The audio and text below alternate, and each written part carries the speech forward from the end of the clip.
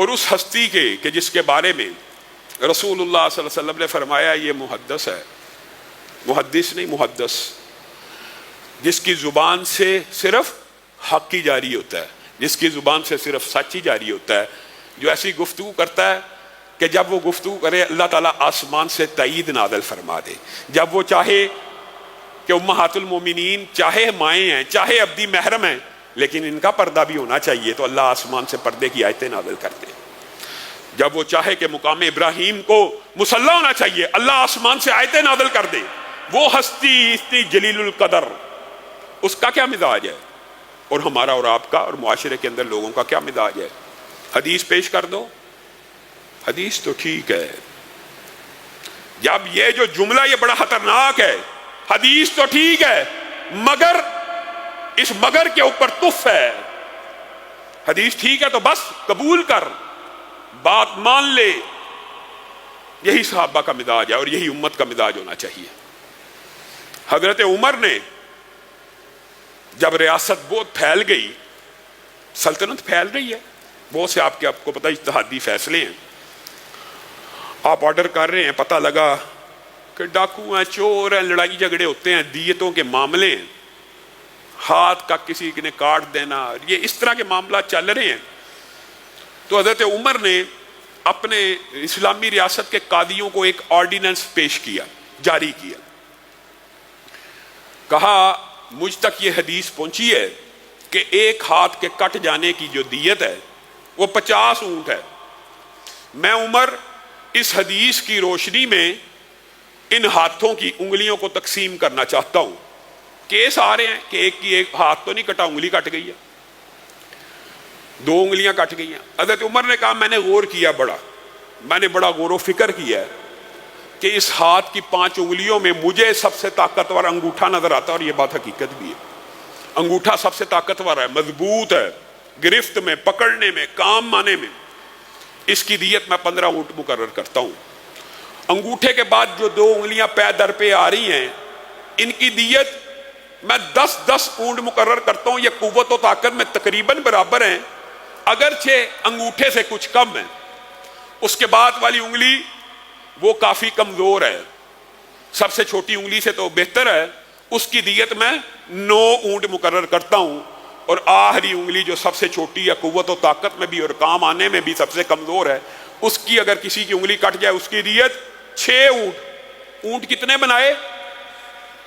اونٹ 50 ہی بنائے، انگوٹھا 15، ساتھ والی 2 انگلیاں 10، ساتھ والی انگلی 9 اور آخری انگلی 6، اونٹ 50 ہی بنائے ہیں۔ رسول اللہ کی حدیث بھی 50 کی ہے۔ آرڈیننس جا رہے ہیں، قدرتی بات ہے، مصر کے قاضی کے پاس، چیف جسٹس کے پاس جب یہ آرڈر پہنچا، اس نے عدالت میں پڑھ کے سنایا کہ آج کے بعد ریاست کا قانون یہ ہوگا۔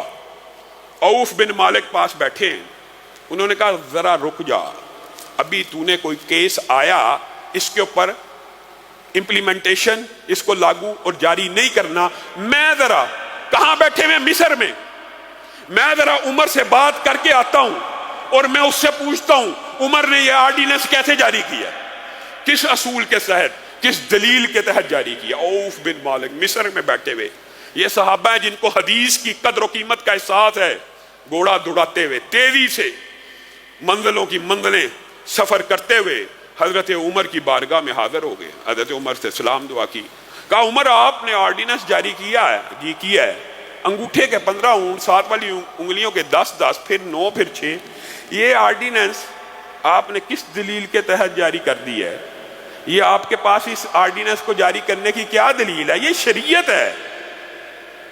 حضرت عمر بھی مزاج آپ کو پتا ان کا جلالی تھا، تو اتنی دور سے نہ سلام نہ دعا نہ کھانا پینا، آتے ساتھ مجھے احتساب کی حالت میں میرے سے سوال جواب کرنا شروع کر دیا۔ بندہ بیٹھتا ہے، کوئی بات ہوتی ہے، کوئی بات نہیں، یہ بات ابھی ہوگی، تو جو میرے پہ اعتراض کر رہا ہے، میں نے تو اپنی عقل سے، اجتہاد سے، غور و فکر کر کے یہ آرڈیننس جاری کیا، میرے پاس یہ حدیث ہے عوف کہ ہاتھ کٹ جائے دیت 50 اونٹ ہے، میں نے ان اونٹوں کو تقسیم کر دیا۔ اچھا عمر، آپ نے جس حدیث سے یہ دلیل اخذ کی ہے، میرے پاس اس کے علاوہ بھی ایک حدیث موجود ہے۔ اچھا آپ بیان کریں۔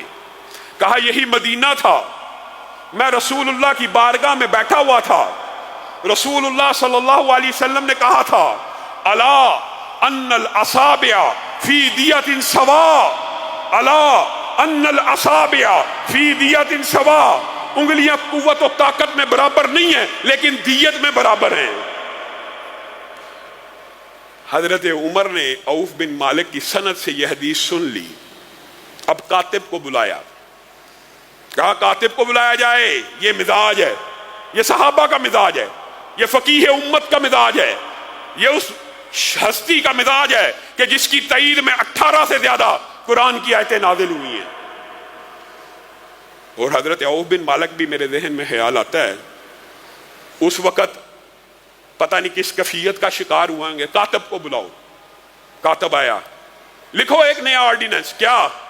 عمر نے جو فتویٰ جاری کیا پورے کا پورا ویسے لکھ دو۔ میرے ذہن میں یہ خیال آتا ہے جب حضرت عمر اپنے فتوے کو پورے کا پورا دوبارہ لکھوا رہے ہوں گے تو عوف بن مالک کے ذہن میں شاید، یہ میں کہہ رہا ہوں، خیال آ رہا ہو کہ عمر نے شاید بات نہیں مانی۔ کہا پورے کا پورا میرا آرڈیننس لکھ دو دوبارہ۔ کاتب نے لکھ دیا، کہا نیچے عوف بن مالک سے جو حدیث ہم تک پہنچی ہے وہ بھی لکھ دو، وہ بھی لکھ دی۔ کہا نیچے اب میرا فیصلہ بھی لکھ دو کہ اوپر عمر کا فتویٰ موجود ہے، نیچے رسول اللہ کی حدیث موجود ہے، میرا فیصلہ یہ ہے رسول اللہ کی حدیث کو نافذ کیا جائے گا، عمر کے فتوے کو رد کر دیا جائے گا۔ دین صرف اس چیز کا نام ہے، دین صرف یہ ہے۔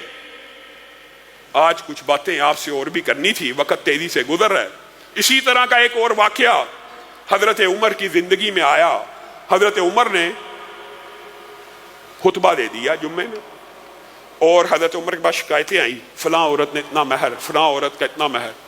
حضرت عمر کو غصہ آ گیا کہ یہ مہر اتنے مہنگے ہوتے گئے تو معاشرے میں تو زنا بڑھ جائے گا، معاشرے میں تو برائی عام ہو جائے گی۔ حضرت عمر نے ٹھیک ٹھاک عورتوں کی سرزنش کی اور کہا جو مہور ہے نساء کے، ان کو اتنا غالی مت کرو، ان کو اتنا مہنگا مت کرو، میں عمر اتنے اتنے درہم، بعض روایات میں 400 درہم تک مقرر کرتا ہوں، اس سے اوپر کوئی عورت اپنا مہر مقرر نہ کرے۔ حضرت عمر منبر سے اترے، ایک قریشی خاتون ہے، انہوں نے کہا عمر آپ نے قرآن نہیں پڑھا ہے۔